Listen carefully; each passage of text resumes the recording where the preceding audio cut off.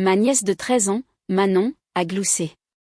Maman dit que si tu disparaissais demain, personne ne le remarquerait. Tandis qu'elle ouvrait le téléphone à 850 € que je venais de lui offrir, les 30 invités se sont mis à rire, sauf moi. J'ai hoché la tête et, en 2 clics sur mon portable, j'ai coupé tous les paiements, crédits, factures et abonnements. Disparu. Cette nuit-là, j'ai déménagé, coupé les ponts et je me suis volatilisé, ne laissant derrière moi qu'un sac à dos noir. À l'intérieur, ils ont trouvé. Maman dit que si tu disparaissais demain, personne ne le remarquerait. Ma nièce de 13 ans, Manon, a gloussé en retirant le film plastique du téléphone à 850 € que je lui avais acheté. Ses doigts étaient délicats, mais ses mots plus tranchants que du verre. Autour de nous, le salon vibrait des bavardages de ma famille. Un rassemblement d'une 30aine de voix, toutes trop fortes, trop désinvoltes. Un gâteau d'anniversaire attendait sur la table de la cuisine, ses bougies pas encore allumées, mais les flammes brûlaient déjà dans ma poitrine. Ma sœur, Sophie, n'a même pas levé les yeux. Assise sur le canapé, faisant défiler son fil d'actualité sur son téléphone, elle a eu un petit sourire satisfait, comme un juge qui vient d'entendre le verdict qu'il espérait. Maman était dans la cuisine, remuant quelque chose, faisant semblant de ne pas entendre, mais j'ai vu ses épaules se soulever légèrement, une approbation silencieuse. Papa, lui, n'a même pas pris la peine de se cacher. Il a ricané, a levé sa bière et a marmonné, eh bien, elle n'a pas tort. Les rires ont parcouru la pièce. Mes cousins ont souri et même l'oncle Gérard, qui me connaissait à peine en dehors des dîners de famille occasionnels, a reniflé dans son verre. Je suis resté là, planté comme un idiot. L'idiot que j'avais toujours été. Celui qui payait. Celui qui réparait. Celui qui n'était jamais assez. Merci pour le téléphone, tonton, a gazouillé ma nièce, se blottissant déjà contre sa mère, son attention entièrement tournée vers l'écran lumineux. Je la regardais. Mon cœur battait trop fort, mon visage était en feu, et soudain, la pièce me semblait plus petite, étouffante. Mais je n'ai pas dit un mot. J'ai juste hoché la tête, parce que c'est ce que je faisais.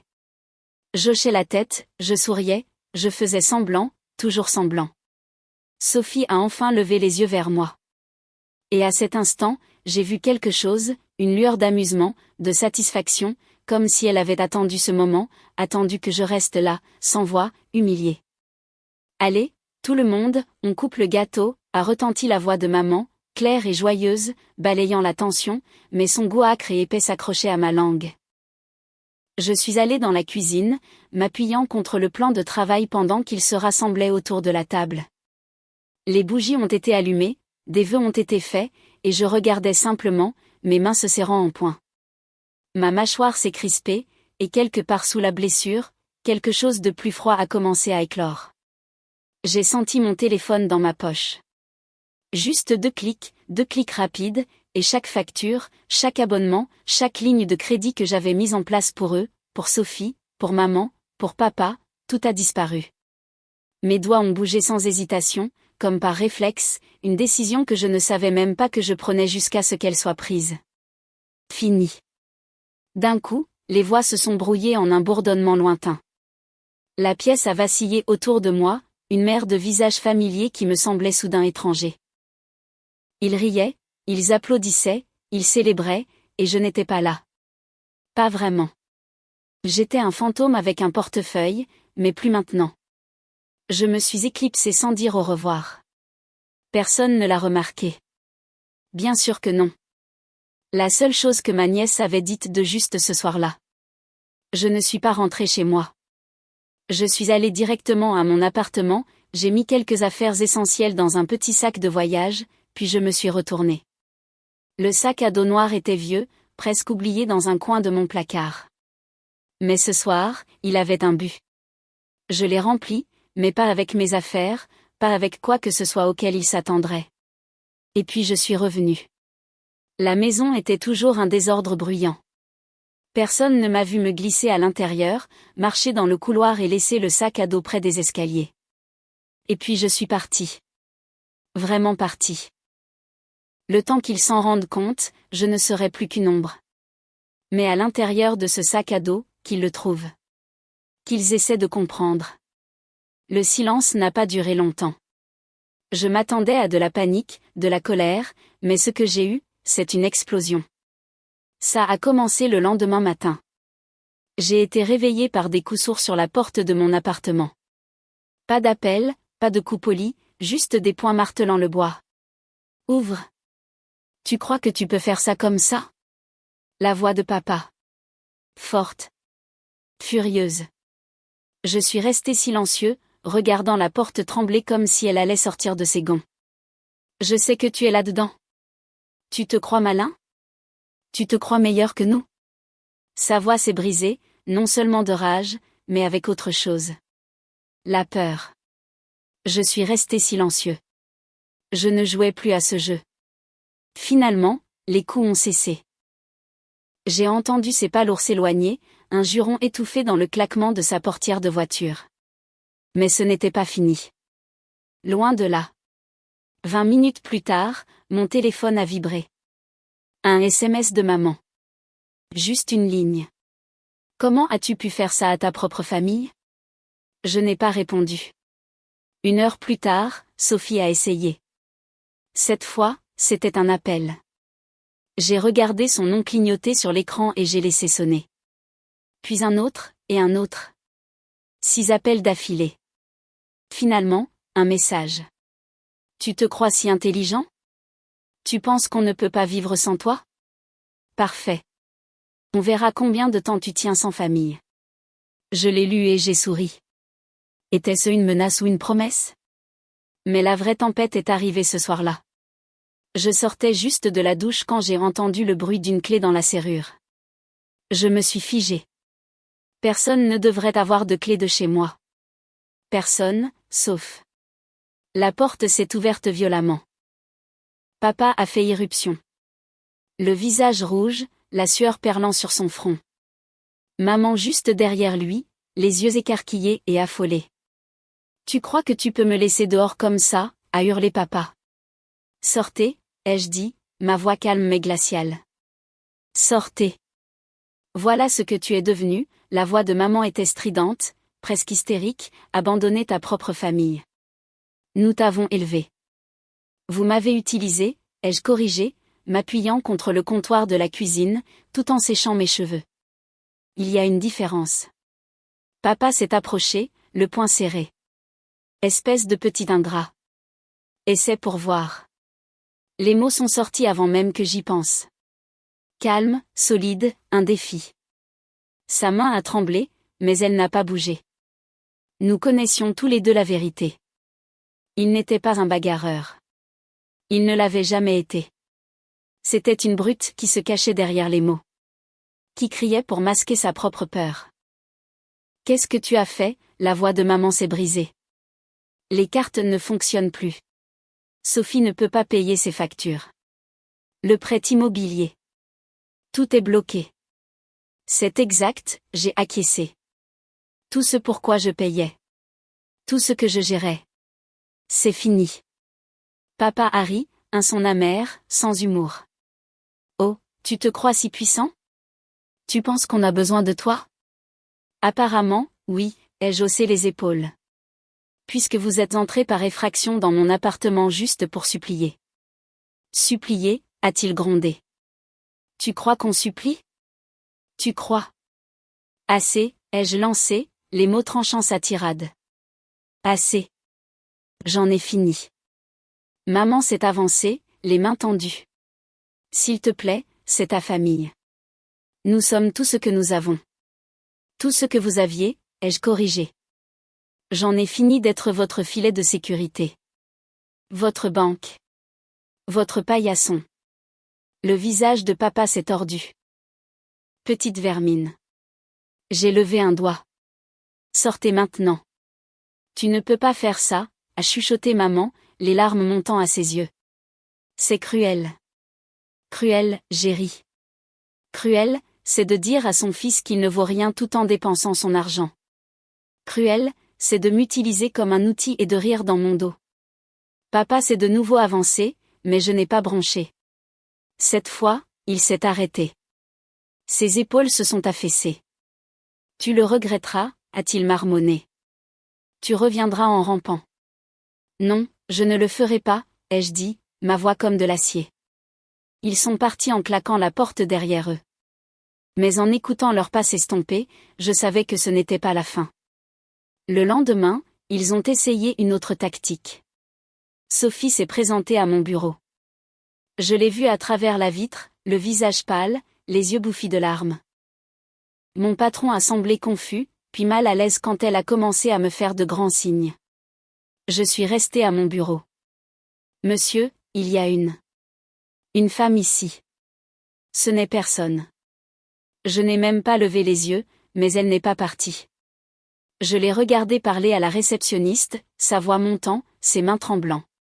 Puis la sécurité est intervenue, la raccompagnant dehors. Je savais qu'elle reviendrait. Ce soir-là, on a de nouveau frappé. Mon propriétaire. Il y a un petit problème. Il s'est tortillé maladroitement. Votre famille est en bas et fait une scène. Dites-leur de partir ou j'appelle la police. Il a cligné des yeux. Mais c'est votre famille. Non, ai-je corrigé. Plus maintenant. J'ai regardé par la fenêtre alors qu'ils se tenaient là, criant, agitant les bras, jusqu'à ce que la sécurité les escorte finalement. Mais je les connaissais. Je connaissais leur persévérance.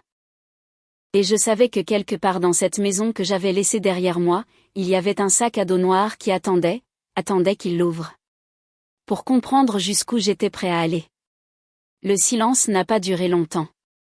Je les connaissais trop bien. Le silence n'était que le calme avant la tempête. Pendant des jours, j'ai ignoré leurs appels, leurs SMS, leurs messages vocaux désespérés. J'ai même séché le travail, laissant le monde s'effacer pendant que je savourais le calme. Mais je n'étais pas naïf. Je savais qu'ils n'abandonneraient pas. Ça a commencé avec les crises de Sophie, des messages pleins de venin, me blâmant pour tout. Les messages vocaux larmoyants de maman ont suivi, sa voix se brisant alors qu'elle me suppliait d'être le plus intelligent et de sauver la famille. Et puis est venu papa. Au début, c'était de la rage, des menaces, des insultes, le bruit habituel. Mais ensuite, son ton a changé.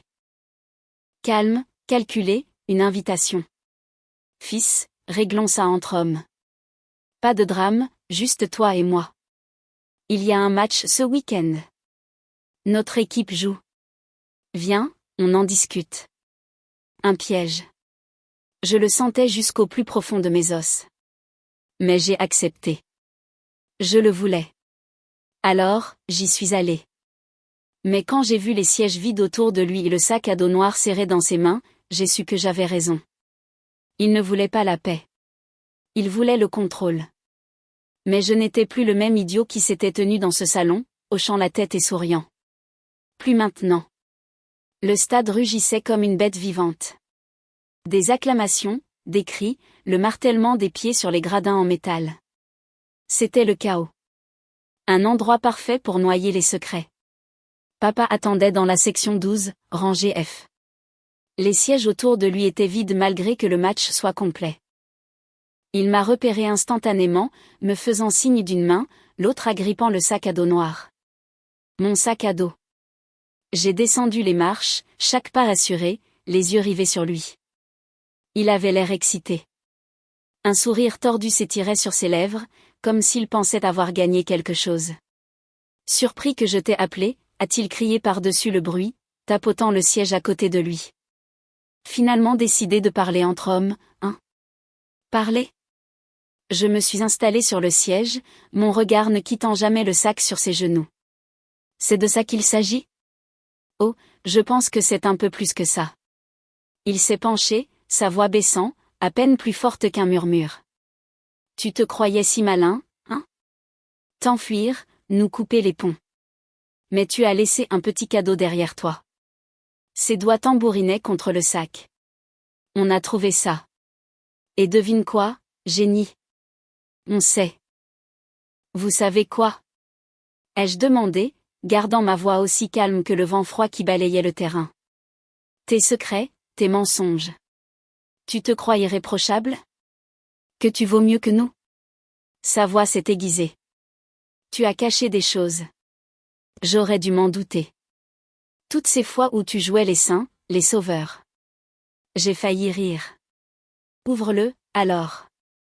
Voyons ce que tu penses savoir. Ses yeux ont brillé d'un mélange de peur et de colère. Ne joue pas à ça. Je n'ai pas besoin de l'ouvrir.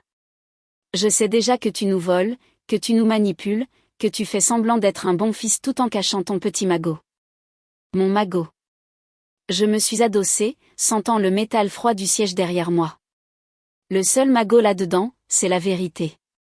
La foule autour de nous a explosé alors que l'équipe locale marquait. Mais ici, dans notre petite bulle de conflit, il n'y avait que le silence, la tension, et une main tremblante sur un sac à dos. Tu bluffes, a-t-il marmonné. Tu essaies de me faire douter, mais c'est fini. On va dire à tout le monde quel genre de personne tu es, comment tu as abandonné ta famille. Vas-y, ai-je fait un geste vers le terrain. Dis-leur tout. Dis-leur comment j'ai payé le loyer de Sophie pendant 2 ans. Comment j'ai couvert tes dettes quand tu as joué la moitié de ta retraite. Comment j'ai acheté ce téléphone pour ta précieuse petite fille juste avant qu'elle ne me dise que je n'étais rien. Son visage s'est assombri. Tais-toi. Non, soyons clairs, papa. Tu as un sac rempli de preuves de tout ce que j'ai fait pour vous et de tout ce que vous avez pris. Et tu penses encore avoir un moyen de pression. Sa main s'est resserrée sur le sac, ses jointures blanchissant. Ne me parle pas comme ça. Comme quoi? Je me suis penchée en avant, ma voix toujours calme, mais mes yeux brûlants. Comme le meuble sans valeur que tu as toujours traité? Comme le portefeuille ambulant, le bon petit Julien? La ferme? A-t-il crié en se levant, attirant quelques regards des rangées derrière nous. Assieds-toi. Ma voix était de glace, et pendant un instant, je l'ai vu, la peur dans ses yeux. Il me détestait, mais plus que ça, il craignait de perdre son emprise. Sinon quoi? Il a forcé un rire. Mais c'était un rire faible, désespéré. Qu'est-ce que tu vas faire? Attaquer ton propre père? Tu crois que quelqu'un ici prendra ton parti? Tu crois vraiment qu'ils prendront le tien? J'ai fait un geste vers la foule, cette mère d'inconnu qui se fichait de ses fanfaronnades. Tu n'es qu'un vieil homme en colère avec un sac plein de dettes. Et eux ne me connaissent pas, mais ils n'en ont pas besoin. Son visage s'est tordu, sa voix s'est réduite à un grognement. Espèce d'égoïste. Égoïste? J'ai souri. J'étais votre bouée de sauvetage. Et maintenant, vous vous noyez sans moi. Il a balancé son poing. Je l'ai vu venir. Sa main épaisse et tremblante, visant mon visage. Mais je n'ai pas bougé. Je n'ai pas bronché. Il voulait une réaction, un scandale, une preuve que j'étais le méchant de son histoire. Mais je l'ai juste regardé, calme, sans ciller, et son poing s'est arrêté à quelques centimètres de mon visage, tremblant. J'aurais dû te laisser à la rue, a-t-il murmuré, la voix tremblante. Tu as toujours été un parasite. C'est drôle, ai-je chuchoté en retour, me penchant si près que je pouvais sentir l'odeur de bière rance sur son souffle. C'est exactement ce que je pensais de toi. Quelque chose en lui s'est brisé. Sa main est retombée. Ses épaules se sont affaissées. Les acclamations de la foule sont devenues assourdissantes, la couverture parfaite pour l'effondrement de la fierté qui lui restait. J'ai tendu la main, j'ai attrapé le sac à dos et je le lui ai arraché. Il n'a même pas résisté. Tu veux savoir ce qu'il y a là-dedans? Ai-je demandé assez fort pour que les gens autour entendent. Tout ce que j'ai fait pour vous, chaque centime, chaque sacrifice. Les gens nous regardaient maintenant, certains chuchotaient, d'autres pointaient du doigt. Un couple avait même sorti son téléphone. Vous voulez la vérité? J'ai ouvert la fermeture éclair du sac, en sortant une épaisse liasse de papier. La voilà. La preuve de comment je vous ai porté, comment j'ai payé vos factures, comment j'ai sauvé votre maison de la saisie, 2 fois. Son visage s'est vidé de sa couleur. Et vous voulez parler de trahison? Je me suis levée, tenant les papiers bien haut. Vous m'avez trahi le jour où vous m'avez transformé en votre distributeur de billets personnels. Le jour où vous avez ri quand ils m'ont dit que je n'étais rien. Arrête, a-t-il murmuré, sa voix faible, son corps s'enfonçant dans le siège. Non, tu voulais une scène. La voilà. J'ai jeté les papiers à ses pieds et ils se sont éparpillés, flottant sur les marches comme des feuilles mortes. J'ai tourné les talons, remontant les marches, passant devant les visages curieux, les chuchotements. Tu ne peux pas partir comme ça, a-t-il crié, la voix brisée. Mais je ne me suis pas arrêté. Je n'ai pas regardé en arrière. Pour la première fois, sa voix ne signifiait rien. Ils n'ont jamais cessé d'essayer. Pas au début. Le jour après le stade, le jour où la fierté de papa s'est vidée sur les sièges en métal froid, mon téléphone a sonné comme une alarme. Appel après appel. Les messages ont afflué. Accusations, supplications, menaces, un cycle de désespoir enveloppé dans leur voix familière. J'ai tout ignoré. Papa a été le premier à craquer. Ses appels sont passés de furieux à suppliants en quelques heures. On peut en discuter. J'oublierai tout. Soyons une famille. Mais je n'ai pas répondu. Puis ce fut maman. Ces SMS dégoulinaient de culpabilité. Tu nous brises le cœur. On ne le pensait pas. La famille, c'est tout ce qu'on a, je ne les ai même pas tous lus. Sophie a essayé ensuite. Ces messages étaient du pur venin. Tu es un lâche. Un lâche égoïste et sans valeur. Tu as tout gâché. Puis, s'il te plaît, parle-moi. Je ne le pensais pas. J'avais peur. Ne fais pas ça. Mais je l'ai fait. Le silence. C'était ma réponse. C'était ma vengeance. Ils n'ont pas compris au début. Ils pensaient que je bluffais, que je jouais un jeu cruel. Mais alors que les jours se transformaient en semaines, que les factures qu'ils ignoraient autrefois commençaient à s'accumuler, que leurs amis cessaient de prendre parti, ils ont finalement compris. Ils ne pouvaient plus m'atteindre. Le propriétaire de leur maison m'a appelé, balbutiant, essayant d'expliquer qu'il n'avait pas payé le loyer. Je lui ai dit que ce n'était pas mon problème. Maman m'a envoyé une photo de la famille assise dans le noir, une seule bougie vacillant sur la table. Il ne nous reste rien. Je l'ai supprimé sans un deuxième regard. Un soir, alors que je rentrais des courses, je l'ai vu, papa, debout devant mon immeuble, faisant les 100 pas comme un fou. Son visage était pâle, ses mains tremblaient, ce feu familier dans ses yeux remplacé par autre chose. La peur. Il m'a vu, son visage s'illuminant d'un espoir tordu.